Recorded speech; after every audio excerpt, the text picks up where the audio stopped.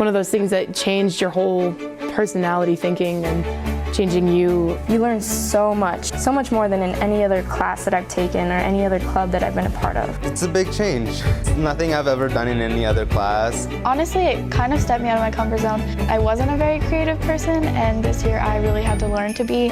Oh, it's awesome. It's like the best feeling ever. You see the book come out and it's beautiful and you're just like, I did that, I made that.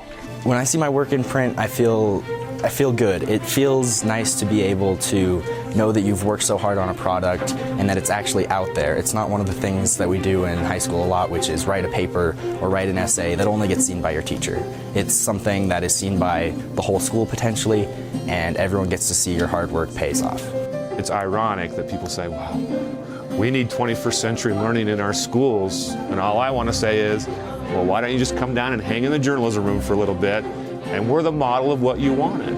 I've definitely learned to be more business-like and be more mature around others. So one of the things that we found challenging as a business, as we go out in the world and look to hire new people to come into our business, particularly the younger folks, is to find the ones who can tell a story.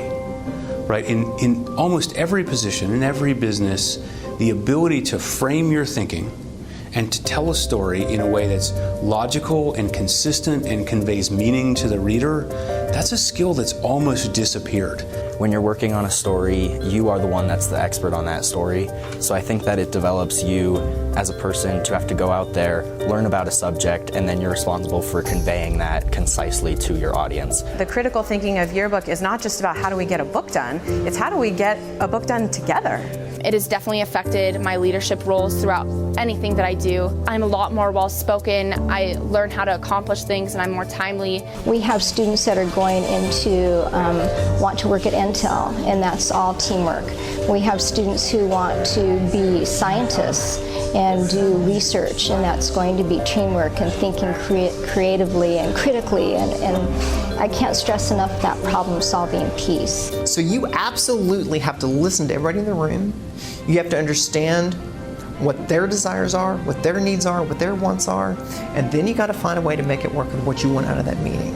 I'm going to be a civil engineer, so being able to talk with a customer, understand the needs of a client, and be able to communicate back and forth is really essential.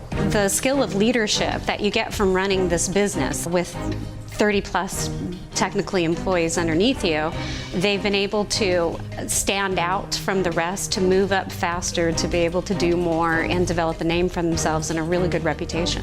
They're very self-sufficient when they get out of this class because they've had to run a business. They enter the workforce prepared because of this class. I created this whole entire portfolio in my resume, and I've been using it for job applications, all of my scholarships, so I just use so many different skills in so many different ways.